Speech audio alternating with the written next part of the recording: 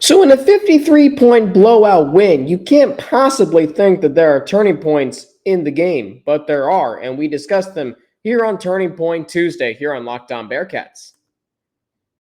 Our Locked On Bearcats, your daily podcast on the Cincinnati Bearcats, part of the Locked On Podcast Network, your team every day.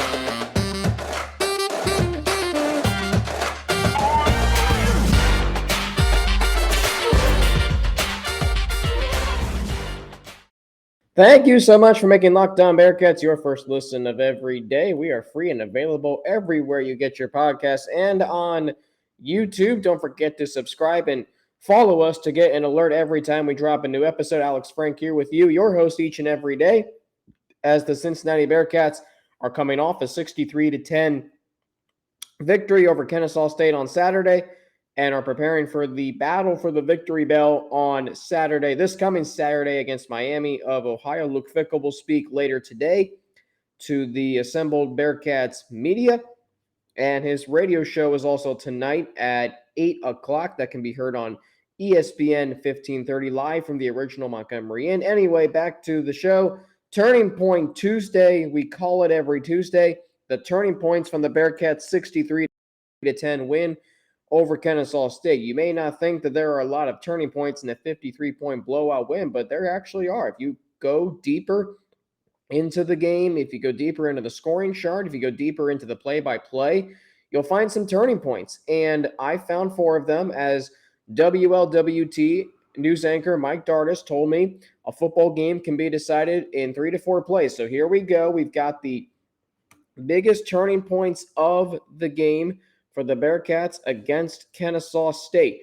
We will start with the blocked field goal by Deshaun Pace midway through the first quarter, 7:06 to play. I thought that sort of kind of ended the pregame jitters. Remember, Cincinnati, to start the game, the Bearcats, I believe they punted on their first possession. If I'm not mistaken, Cincinnati, yeah, they punted on their first possession. Kennesaw State then got it.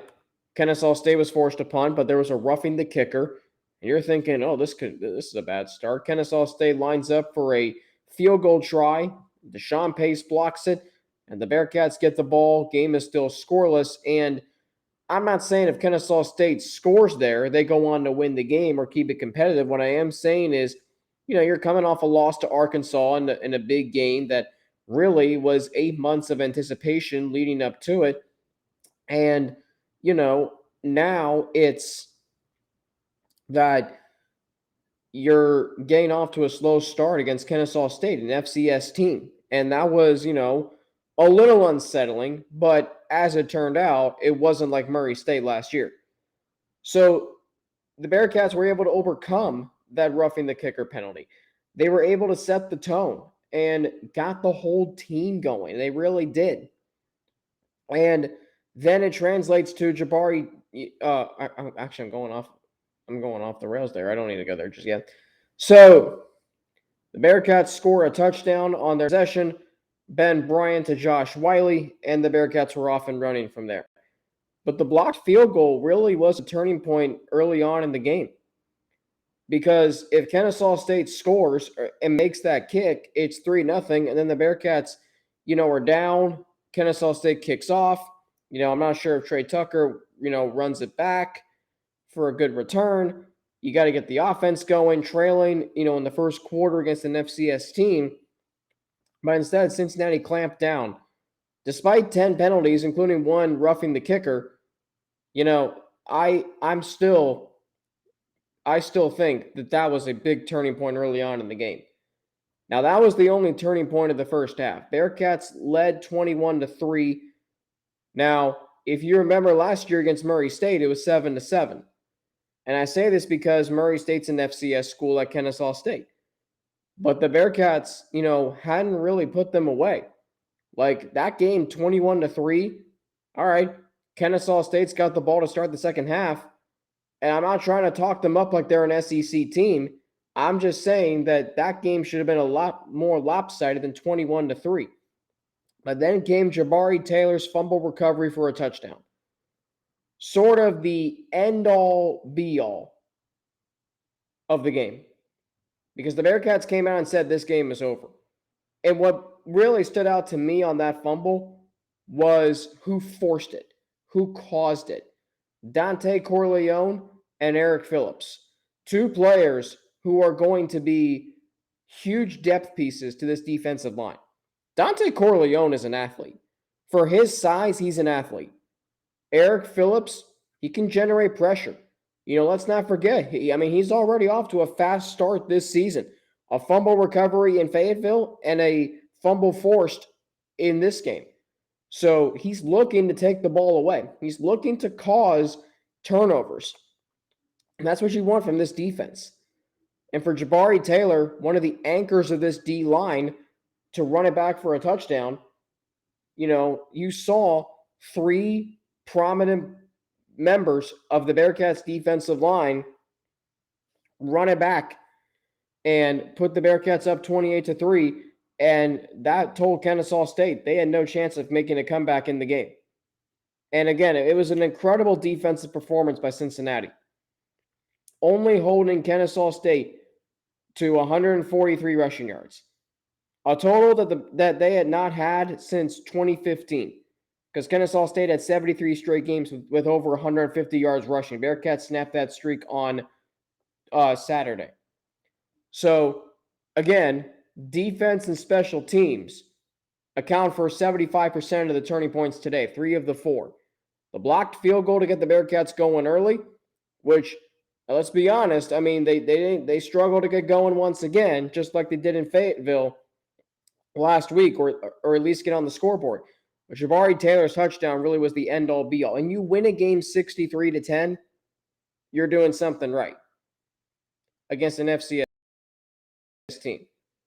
Now, I said that was to be, still believe that. But they still went out there and took care of business, and they looked really good in doing so. And special teams and defense contributed to the win, and they contributed to some turning points in the game. Speaking of defense, another player stepped into the spotlight for the first time in 3 years. Really feels that way. We'll get into it after a word from Upside. From cringing at the pump to getting an eye-popping check at your favorite restaurant, inflation is hitting us all where it hurts, and it really hurts, let me tell you. That's why I started using Upside, an incredible app for anyone who buys gas, groceries, or dines out, which I do a lot of both, or actually all 3. With every purchase, I'm earning cash back thanks to Upside. Here's how to get started. Download the free Upside app and use promo code LOCKED and get $5 or more cash back on your first purchase of $10 or more. Next, claim an offer for whatever you're buying on Upside. Check in at the business, pay as usual with a credit or debit card, and get paid. In comparison to credit card rewards or loyalty programs, you can earn 3 times more cash back with Upside. Upside users are earning more than $1 million every week. That's probably why they have a 4.8 star rating on the App Store. Just saying.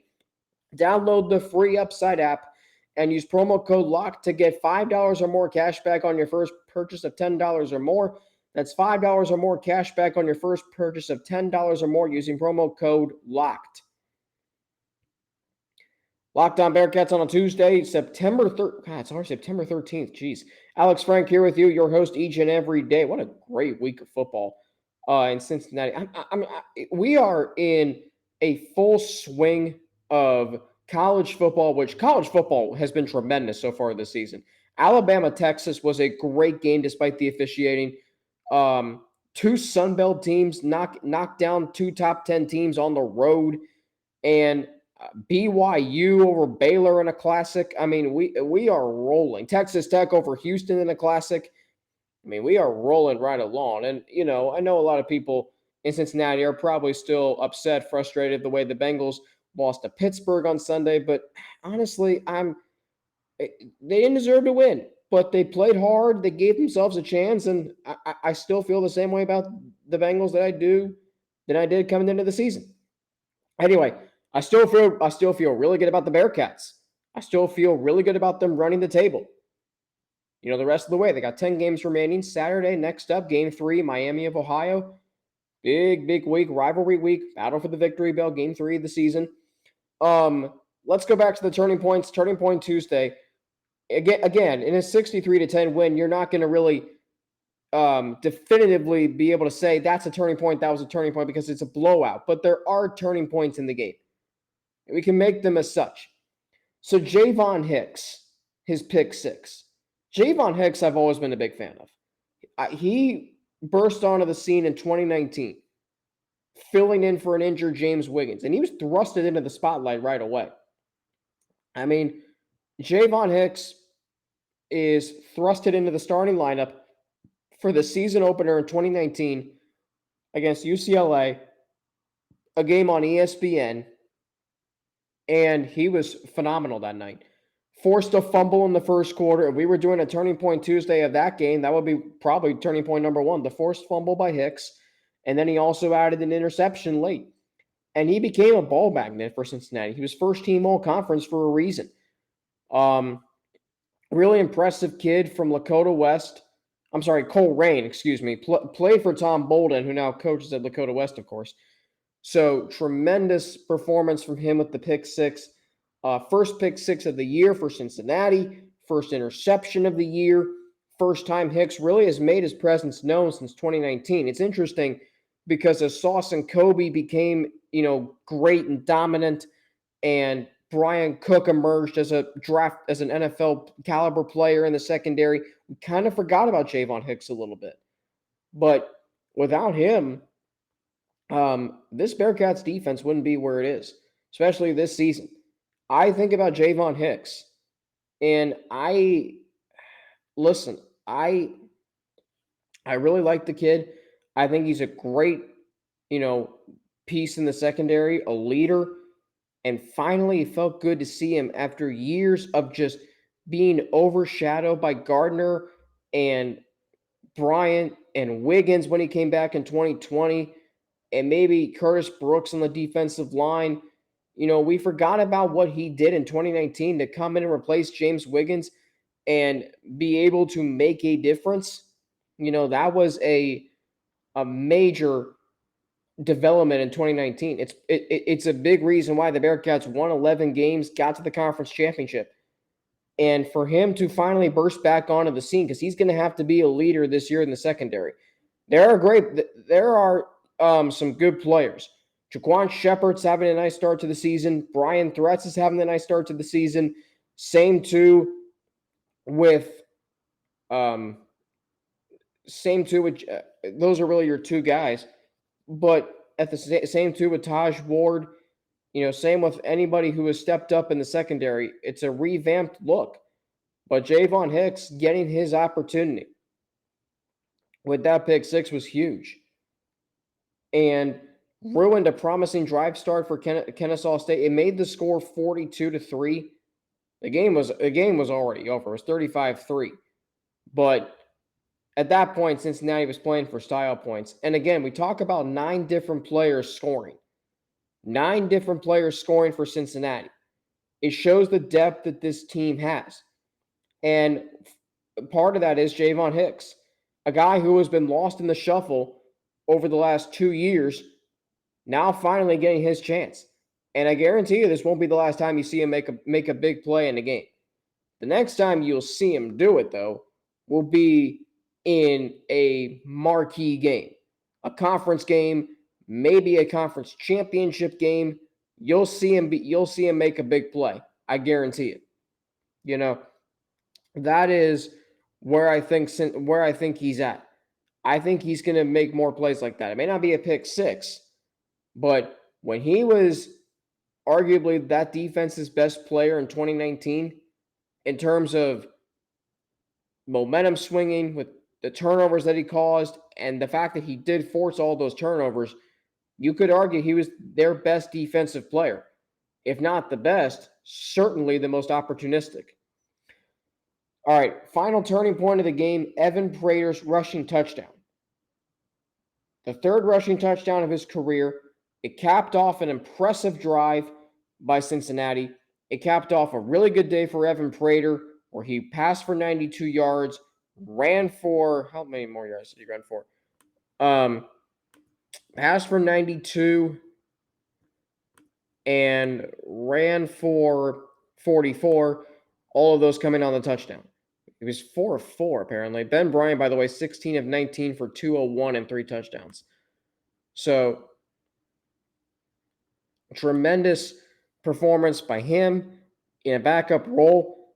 And I truly wonder if this has created more questions about the quarterback battle.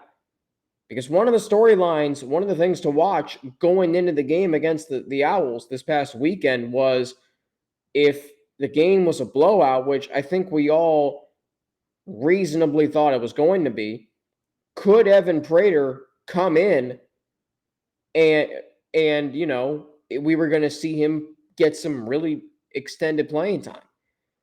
And we were going to ask ourselves if it was going to be, if that could, change the narrative of this quarterback battle. I don't think it did, but from what I saw from Evan Prater, accounting for 136 total yards, not bad. I mean, Ben Bryant, just throwing it out there, threw for 201, rushed for minus 14. Now, those came on sacks, but Evan Prater almost hit Ben Bryant's total yards, running and throwing. So, a lot to like with Ben Bryant and Evan Prater. And another reason why this might be a turning point is perhaps it could change the narrative of the quarterback battle, or it could generate more questions, more conversations. We'll get into it next after a word from two of our sponsors. All right, so let's talk about the quarterback battle again. I know we talked about this every day leading up to the season, but now it's a good thing that there's a quarterback battle, and there is this, underlying story that perhaps Evan Prater, the questions are going to keep coming. Are you planning to use Evan Prater? Is Ben Bryant still the starter? I don't think it's going to get there, but it could. There are legitimate questions that can be asked about this quarterback battle. Legitimate questions. Because now you've seen Evan Prater is in fact a really good player. But you've got a reliable guy in Ben Bryant. The Bearcats got this quarterback battle right. And why they did. I said earlier this offseason that Evan Prater made the most sense because you wouldn't only be focused on this year, but also 2023 in the Big 12. Well, as it turns out, the Bearcats choosing Ben Bryant to be the starter is the best thing for this season and going forward into the Big 12. Because if Ben Bryant continues to perform, continues to improve, and I have the sense that he is, if he continues to improve and perform, he could play himself into being a potential NFL draft pick. And if that happens, Evan Prater slides right into be the starter. Don't try and tell me that Brady Lichtenberg is going to be in competition with Evan Prater to start, because I will tell you right now, that's not going to happen. So you have the hope that Ben Bryant's going to continue to improve. You have the starter right. Ben Bryant's reliable. He's going to be efficient. He's got to work on his deep ball accuracy still, but short field, intermediate, he's just fine, as we saw on Saturday. But now you've got hope for the future should Bryant leave after this year with Evan Prater.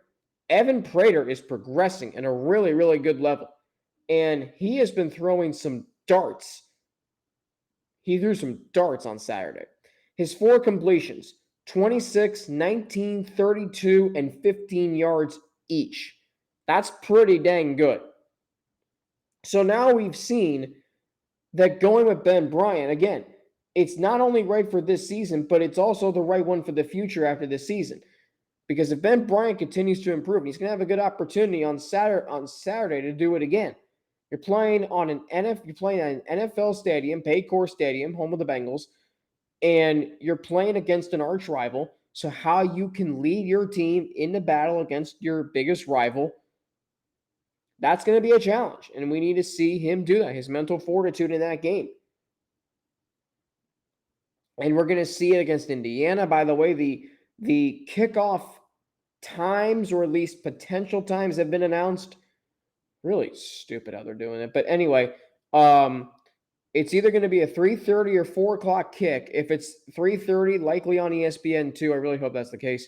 If it's at 4, it'll be on ESPNU. That is Saturday, the 24th of December, the fourth and the final non-conference game of the season. That game's already been sold out. Looking forward to seeing that game between the Bearcats and the Hoosiers. So he's going to have a chance against another Power 5 opponent. He's going to have a chance at conference play when, the grind really sets in. You're going to see, how he continues to perform. We saw him against Arkansas. I'd say for the most part, he passed that test. Maybe give him a C, C-. Against Kennesaw State, he looked really good. I'll say a B+. Now we got Miami. Actually, I might be underselling it with a B+. I'll say maybe A-. We got Miami this weekend. Miami is always going to be a tough opponent. It's a rival. But you've played 2 games, so you know what to expect from this rivalry. I really think Cincinnati can crush Miami. I think Ben Bryant is going to have a good afternoon.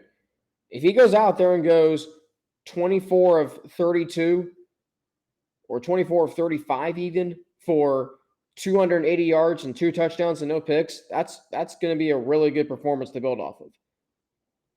Now, I say all of this with the quarterback battle because I really want to see Evan Prater get a chance to play in Cincinnati. And the more blowout games the Bearcats are in, the more times Evan Prater is going to get to take the field. And that is absolutely massive for this Bearcats team because he's your highest rated recruit in program history on offense. Why would you not want – how could you not want to see this kid play? Especially every time he's come into the game in mop-up duty, he's been really, really good. Really good. And that's why I think that the more he continues to play, there could be additional and new questions about this quarterback battle. It will be very interesting in a few hours from now if it is asked at Luke Fickell's press conference. If Dan and Jim ask him about it tonight on Luke Fickell's radio show. Like, I'm really interested in seeing is this now a reborn conversation? I don't even think it's reborn. I think it's just a continuing conversation. And that's with Ben Bryant having a really solid performance on Saturday. But the deeper he goes into this season, he's going to be entering uncharted territory. And what I mean by that is, yes, he's played a full season at Eastern Michigan, but not in a program like Cincinnati where every game truly has some significance riding on it. Right now, Cincinnati is fighting for a New Year's 6 spot. Houston, who just lost, BYU, who's really good, and very well could be that New Year's 6 representative from the group of 5 and independent. So, actually, no, they would no, Cincinnati could get in addition to them. But you're going to have to keep an eye on them. Because, they are good. And they, could be a measuring stick for Cincinnati right now. Because they are going to be Big 12 members next year. So, again, hard to pinpoint turning points in a 53-point loss. Or win, rather. Did I say loss? Golly, excuse me. 53-point win. But you can go deeper into the scoring chart, the scoring summary, and the box score. The blocked field goal got the Bearcats going after some pregame jitters. That was a turning point at the start of the game. Jabari Taylor's fumble return for a touchdown to start the second half. Forced fumble by 2 players who are really making strides this year on the defensive line. And then recovered and scored by a player who's supposed to be one of the anchors of the D-line. And then I look at the interception return for a touchdown by Jayvon Hicks. Finally got to see him make a play like that for the first time really in 3 years. After years of being overshadowed, is he now the face of the secondary? He could be. And then Evan Prater's touchdown, which, completely put the game away, but also showed that, Evan Prater can play. And there just might be some new questions about this quarterback situation in Cincinnati. On tomorrow's show, the film review and takeaways from the Bearcats win at Kennesaw State. There were still 10 penalties in the game. Wonder why that was the case. We'll find out in our film review tomorrow. Then on Thursday, we look ahead to the Miami Redhawks battle for the victory bell. Game preview on Friday. Recap of the game up by 10 o'clock, or rather 6 o'clock on Saturday, given that it is a noon kickoff. Man, I'm losing my thoughts today. Noon kickoff today. Looking forward to that. So a lot to look forward to here on Locked On Bearcats. Don't forget to follow us on YouTube. Of course, subscribe on YouTube. Don't forget, you can follow me on Twitter at Frankie_90 with 2 N's and an ATI. You can follow me on Instagram, AlexFrank9_, or email me at alex3frank@gmail.com. Hey, thanks for making Locked On Bearcats your first listen every day. We are part of the Locked On Podcast Network, your team every day. Now, get more on the Big 12 by making Locked On Big 12 your second listen. Everyday host Josh Neighbors and the local experts of Locked On take you across the conference in 30 minutes. Locked On Big 12 is your second listen. That's Locked On Big 12. For Locked On Bearcats, I'm Alex Frank. Have a great rest of your day. Enjoy if you're going to the Luke Fickell radio show tonight at the original Montgomery Inn. Enjoy that. Just have a great rest of your day in general. Week 1 of the NFL season's in the books. What a wild week it was. We got week 2 coming up. We got college football. Game day going to Appalachian State for the first time ever. Looking forward to seeing that scene on Saturday after their big win over Texas A&M. Football season's in full swing, and we're here, and we're here to have some fun. For Locked On Bearcats, I'm Alex Frank. Have a great rest of your day, and I will talk to you all tomorrow.